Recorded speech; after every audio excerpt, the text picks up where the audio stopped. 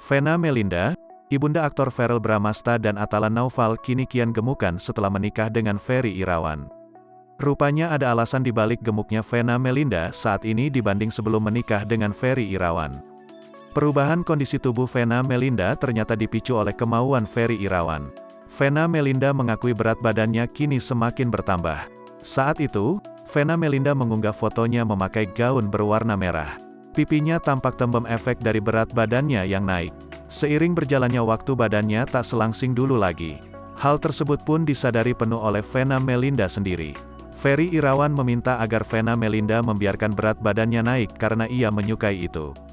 Melihat penampilan Vena Melinda kala itu, Ferry Irawan pun memuji kecantikan sang istri.